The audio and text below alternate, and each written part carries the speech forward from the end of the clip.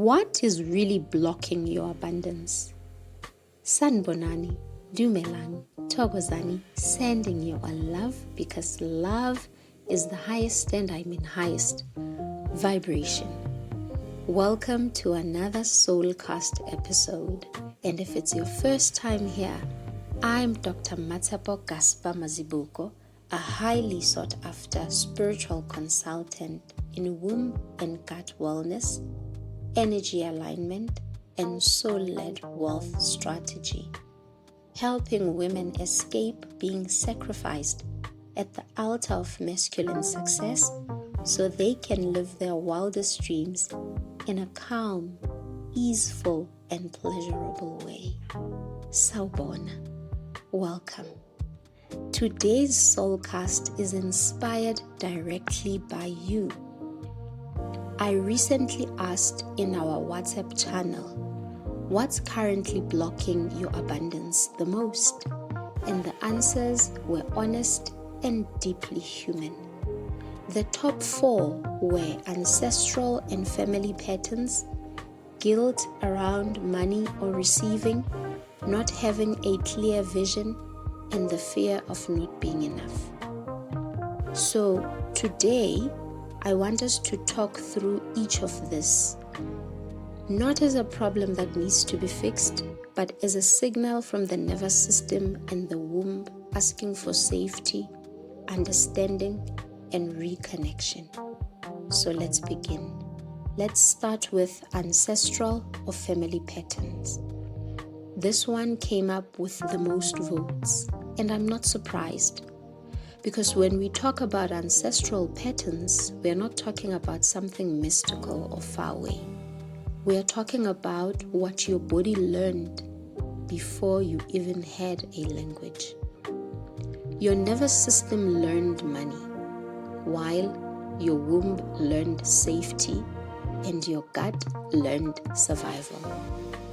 If you grew up around financial instability, around women who worked and never rested, men who struggled to provide, silence around emotions, or even cycles of loss, illness, and sacrifice, your body may still be operating from that script, even if your mind wants more. This is why so many women would say, I know I'm capable, but something just keeps blocking me. That something is not laziness or self-sabotage. It's actually loyalty. It's your body's way of saying, if I go too far, who do I leave behind? Abundance doesn't arrive when we break from our lineage violently. It arrives when we include our ancestors in the healing. And we say, I carry you with love, but I'm going to choose differently. Now, let's get into the second point, the guilt around money and receiving.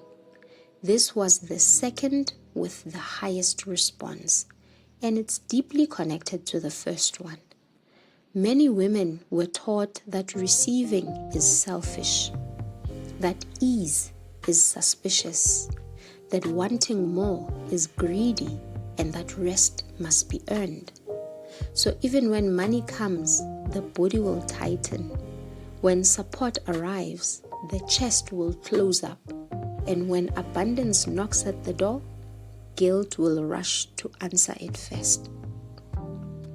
This is a womb issue as much as it is a mindset issue, because the womb remembers the times you had to give before you must receive.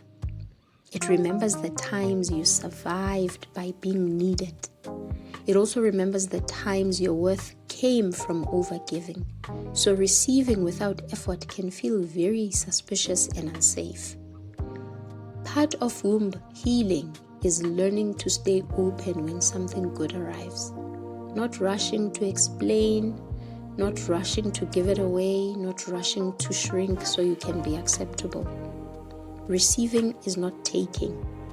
Receiving is allowing life to meet you where you are. So, are you allowing life to meet you? With that being said, let's go to the third point, not having a clear vision. There are many people who selected this one, and I want to say this gently. A lack of vision is often protection and not failure.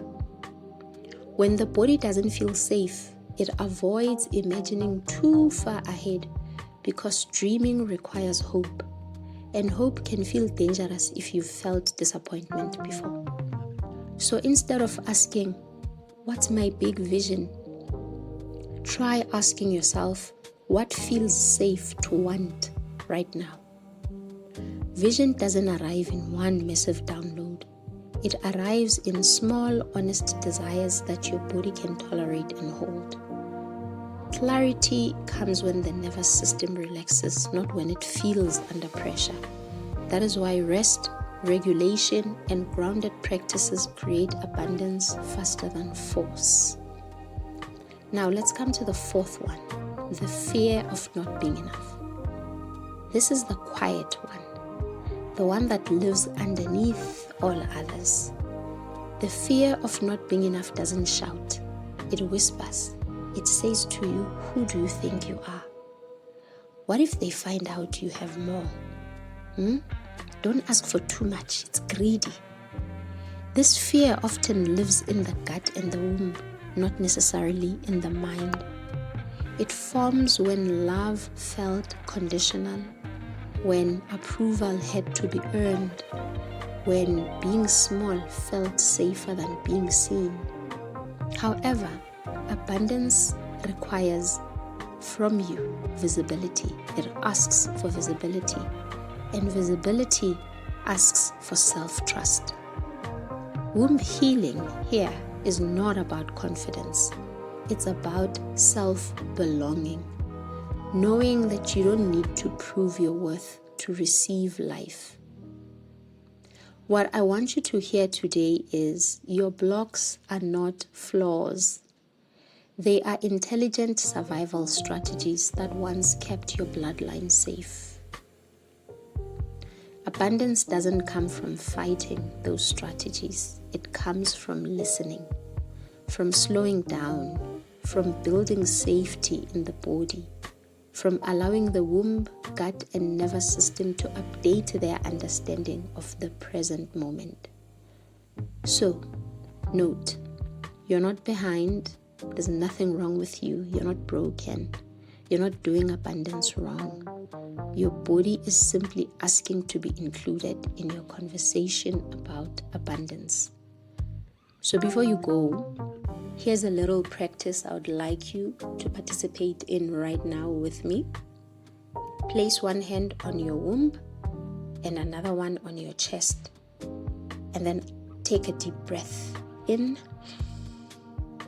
Hold, and then slowly release through the mouth. Now ask yourself, what does my body need to feel safe receiving more? Do not force, do not try to fix, just listen, and that's where abundance begins. Thank you for being here. Thank you for your votes in the WhatsApp channel. And thank you for always choosing yourself. I'll meet you in the next SoulCast. Sending you love, wishing you peace, and praying for you to receive many, many blessings. Happy holidays. Tama.